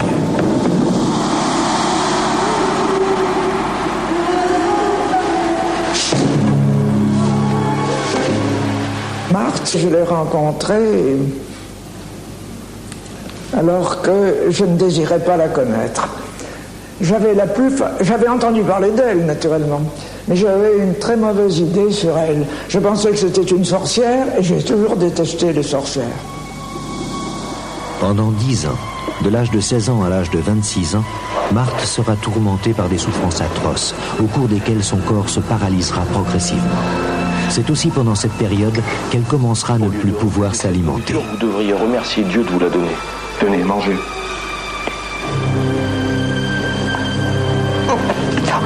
Quelqu'un qui ne boit pas et qui ne mange pas ne peut tenir qu'entre 3 jours et 8 jours en moyenne chez quelqu'un en bonne santé, de la quarantaine, sans problème extérieur. En 1942, d'éminents médecins de Lyon, les professeurs Deschaumes et Ricard, viennent examiner Marthe très en détail. Ils constatent dans leur rapport que Marthe est paralysée, qu'elle est aveugle et que son appareil digestif ne semble pas fonctionner. Ils émettent l'hypothèse qu'elle pourrait souffrir des séquelles de la fièvre typhoïde qui l'avait frappée dans son enfance. Cependant, d'autres médecins n'acceptent pas cette explication. Marthe Robin, elle est tout sauf malade et handicapée. Elle est très intéressante à nombreux points de vue, mais elle n'est pas malade organiquement. Il y a une chose pourtant que Marthe parvient à avaler, la Sainte Hostie. Ce fut sa seule nourriture pendant 50 ans. Seigneur, je ne suis pas digne de vous recevoir. Mais dites seulement une parole et je serai guérie.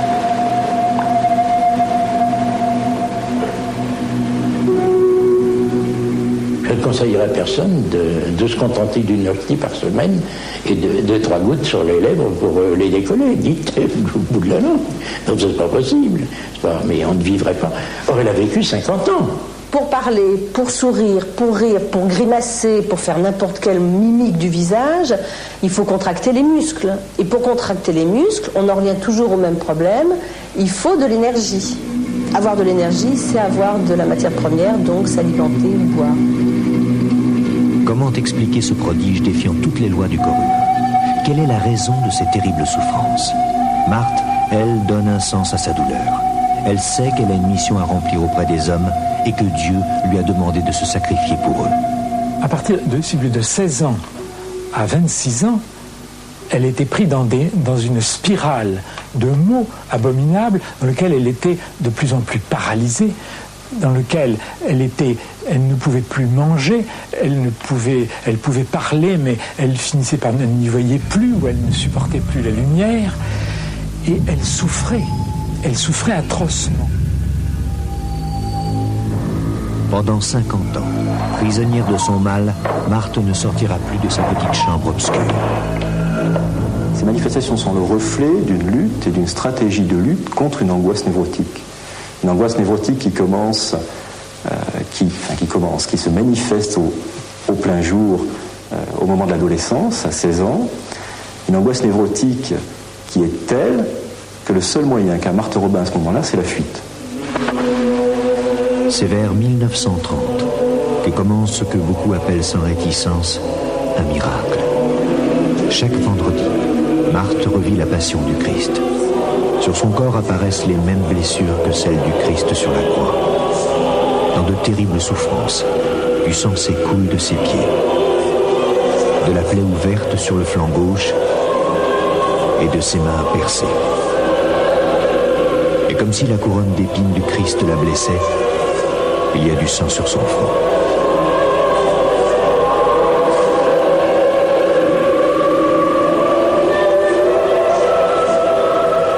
C'est ainsi que tous les vendredis, Marthe accepte de souffrir comme le Christ l'a fait, par amour pour les hommes.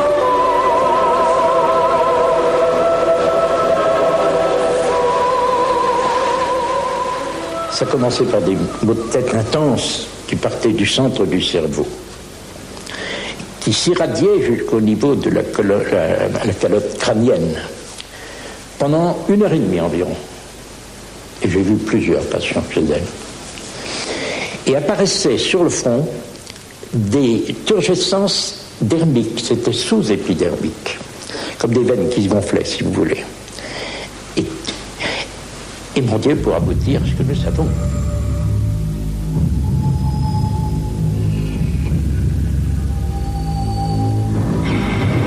Il y avait d'autres moments terribles dans la vie de Marthe. Des moments où elle semblait lutter contre des forces d'une incroyable violence. Pour elle, ces forces, c'était le diable qui essayait de la posséder. Et chaque semaine, avant de vivre la passion, Marthe se livra à un combat avec les démons.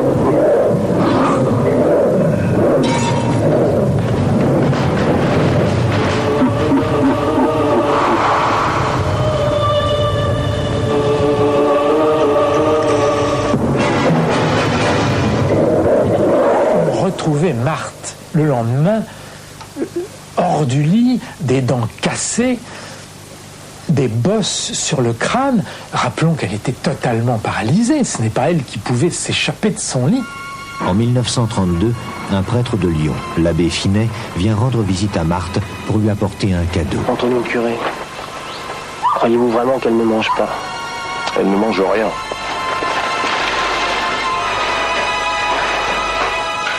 Mon père, vous êtes celui que Dieu m'envoie pour prêcher mes retraitants. C'est vous qui devez venir à Châteauneuf créer le premier foyer de charité. Mais je ne suis pas du diocèse de Valence, mais celui de Lyon. Ne vous inquiétez pas, Dieu s'occupera de tout. Elle savait que c'était celui qui devait venir, mais lui ne le savait pas encore. Et alors, il devait rester 10 minutes, il est resté 6 heures. Et à la fin, elle lui a dit, c'est vous qui allez créer les foyers de charité et d'amour. Pendant 40 ans, l'abbé Finet va consacrer sa vie à la mission de Marthe. Grâce à lui, sans bouger de sa chambre, elle va créer 70 foyers de charité partout dans le monde. Il y avait dans Marthe des choses invraisemblablement extraordinaires, comme le fait qu'elle ne mangeait pas, qu'elle ne dormait pas, qu'elle ne buvait pas, qu'elle causait avec le démon. Bon. Et puis, quand on parlait à Marthe de ces choses extraordinaires, elle vous disait les choses qu'on vous raconte sur moi, ça n'a aucune importance. Je n'y attache aucune importance. Marthe, c'est la personne la plus extraordinaire que j'ai rencontrée.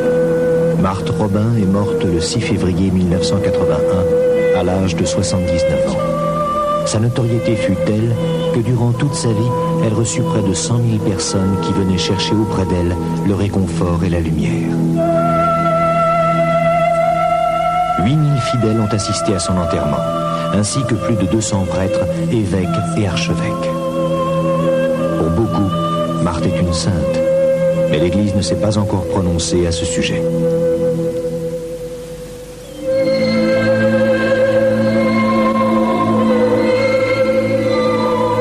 Sa vie reste un prodige dont la science ne peut expliquer le mystère.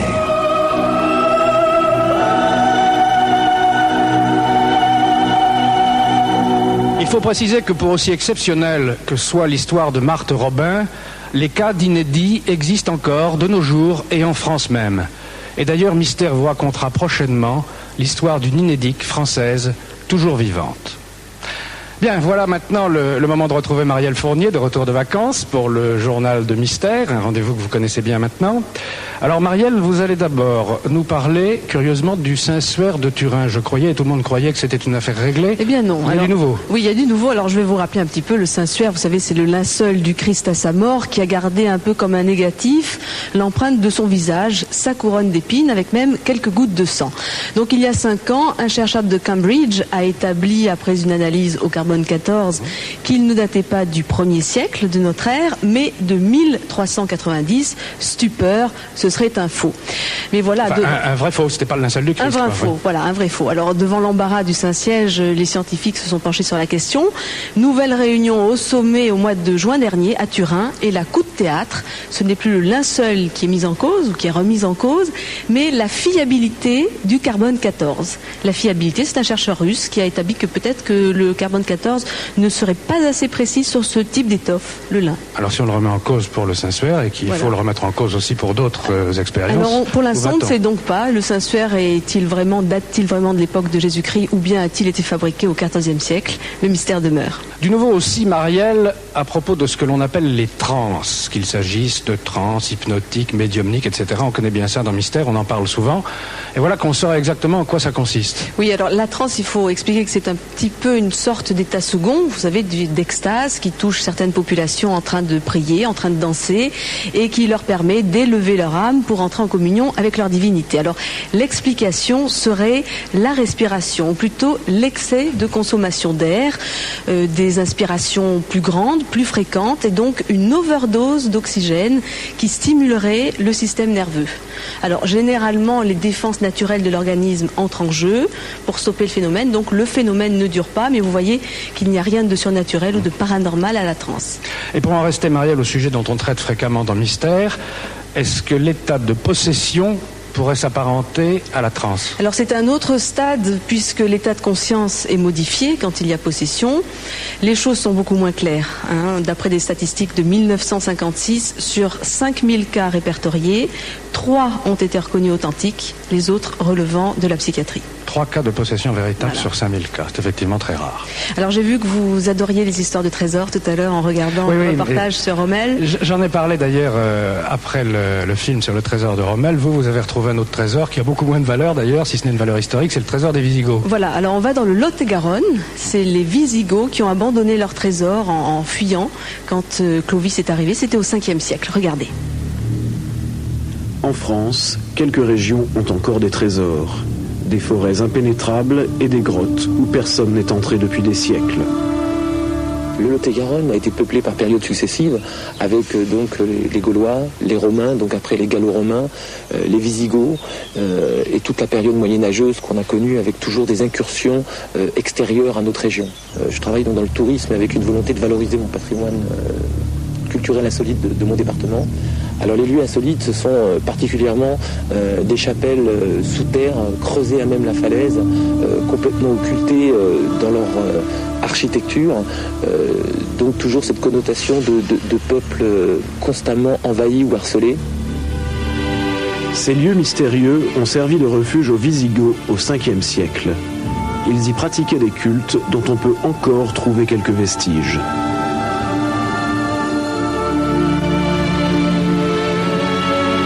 En insolite aussi, les façades qu'on a trouvées donc dans ces falaises sont sur une échelle d'à peu près une dizaine de mètres de haut. Une particulièrement qu'on appelle la grande face, qui représente un visage. Les 2 yeux sont dessinés, un œil est occulté. Plus bas, nous trouvons donc le nez qui était dessiné en forme de plateforme et d'oratoire, et complètement en suivant dans le même prolongement la bouche en bas qui forme une caverne où on a retrouvé certaines traces de civilisation. L'intéressant, c'est quand on arrive à dater ces souterrains. Alors on peut les dater quand on trouve des objets de différentes matières. On trouve de la terre cuite, on trouve des objets en bronze, en pierre. Et alors à ce moment-là, étant donné les objets que l'on trouve, on arrive à dater ces objets. Christian Bortotto et quelques amis se sont lancés dans l'exploration de certains de ces souterrains. Il y a quelques mois, ils y ont découvert des objets utilisés il y a 1500 ans. Très souvent, ces souterrains sont bouchés sur 2-3 mètres. Et en fin de compte, après un travail de déblaiement, on tombe directement dans les galeries. Et là, on découvre des objets abandonnés par les gens du site dans l'état. Le mobilier de ces souterrains est composé de poteries, de boucles de ceinture, d'éperons, de pièces qui nous permettent justement de dater les différentes périodes de vie dans ces souterrains. Ces objets ont surtout une valeur historique, mais dans la même région, une épée wisigoth a été estimée à plusieurs centaines de milliers de francs. Dans les grottes qui nous occupent, on a trouvé des objets qui permettent de penser que, d'une part, ce sont des grottes qui ont été habitées à l'époque des Visigoths, de l'invasion des Visigoths, et qui, par la suite, ont été occupées par l'époque mérovingienne. Il y a encore des grottes inexplorées qui contiennent certainement des objets anciens. Notre région est pleine de trésors culturels et je crois que notre travail à nous, c'est de promouvoir ces sites pour pouvoir les faire visiter au plus grand nombre et que les gens retrouvent à travers ces vestiges leur passé et l'émotion qui en découle. Aléric, le roi des Visigoths, s'est enfui en 507 après avoir été vaincu par les armées de Clovis. Selon la légende, il a emporté dans sa fuite un fabuleux trésor.